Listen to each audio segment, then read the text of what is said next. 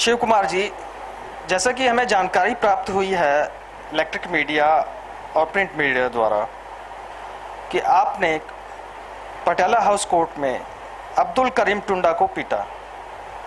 आपने ऐसा क्या सोच करके किया? श्रीमान, अगर मैं आपको थोड़ा सा पौराणिक काल की तरफ ले चलूं, चाहे महादेव शंकर हों, हमारे श्री राम हों, हमारे श्री कृष्ण हों, महाराणा प्रताप शिवाजी, हमारे हनुमान जी हों, हमारे यहाँ पर संस्कृति कभी भी ये नहीं रही कि हम कैंडल लाइट करें, धरना प्रदर्शन करें, भूख हड़ताल करें, काली पट्टी अपने मुंह पर या फिर अपने बाहों पर बांधें। हमारे ऊपर अत्याचार कोई करे, भूख हड़ताल हम कर रहे हैं। हमारी संस्कृति कभी नहीं रही है। हमारी संस्कृति ये रही है कि हमने राष्ट्रद्रोही और जो आदमी, जो भी व्यक्ति, जो भी तत्व धर्म विरोधी और राष्ट्र विरोधी कार्य कर रहा है, उसके ऊपर हमने हमेशा प्रहार किया है। जब हमें ये ज्ञात हुआ कि टुंडा नाम का आतंकी, जो कि कुख्यात टॉप 10 वांटेड है अंतर्राष्ट्रीय स्तर पर, पटियाला हाउस कोर्ट में आ रहा है, तो हमने देखा कि एक आतंकवादी साक्षात सामने से दिखाई कैसा देता है। तो हमने और विष्णु ने तय किया कि जाके इसके दर्शन ज़रूर करेंगे कि जिसने बॉम्ब बनाकर न जाने कितनी माता बहनों के पुत्रों को और न जाने कितने हमारे देश में ऐसे घटनाओं को अंजाम दिया है, जिससे कि हमारी बहुत बड़ी क्षति हुई है।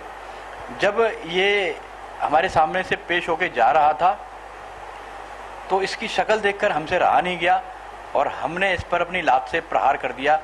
हमें थोड़ी स्पेस मिल गई सिक्योरिटी एजेंसी के बीच से और हमने लात से प्रहार किया। एक इसके मुंह पर भी हाथ मारा, जिससे कि इसका चश्मा टूट गया और ये नीचे गिर गया। इसी बीच सिक्योरिटी एजेंसीज ने हमें दबोचकर गिरफ्तार कर लिया और हमें फिर उसी प्रीमिसेस में, पटियाला कोर्ट की में 3-4 घंटे हमें वहाँ पर बंद रखा।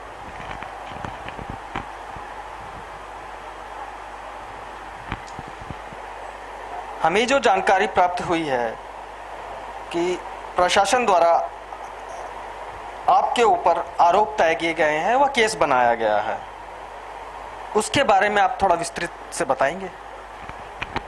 देखिए, हमने तो सिर्फ जो कार्य किया वो राष्ट्र हित में किया। हमारी कोई पर्सनल व्यक्तिगत ऐसी मंशा नहीं थी, नहीं कोई प्रायोजित कार्यक्रम था कि किसी ने हमें पैसे देकर या हमें उकसाकर इसके ऊपर थप्पड़ मारने के लिए भेजा हो। और फिर हम ऐसे जानवर के ऊपर थप्पड़ नहीं, हम तो लात ही मारते हैं, तो हमारी लातों के काबिल था।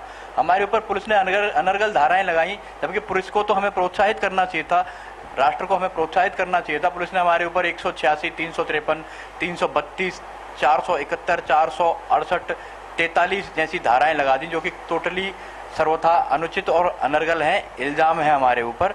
चलिए, हमारे ऊपर पुलिस के कार्य में व्यवधान की डाल देते, लेकिन पुलिस के साथ मारा पीटी, हम तो पुलिस का सहयोग करते हैं और हमारा नारा भी यही था कि हमारा प्रशासन इसको फांसी दे। हम तो प्रशासन को प्रोत्साहित कर रहे थे।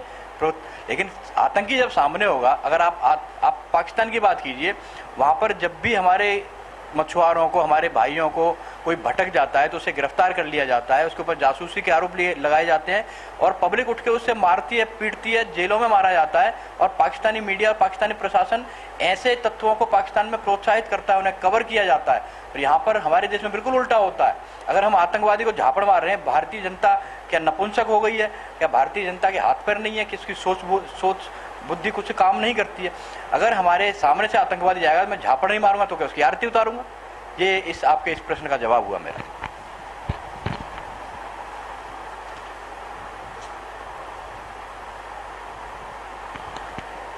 शिव कुमार जी, भविष्य में इस घटना को देखते हुए और जो आपके साथ व्यवहार हुआ, आपकी वर्तमान में मानसिक दशा क्या कहती है? आपका विचार क्या कहता है कि आगे आप क्या इस प्रकार के राष्ट्र हित के लिए, सामाजिक कार्य के लिए आगे आएंगे?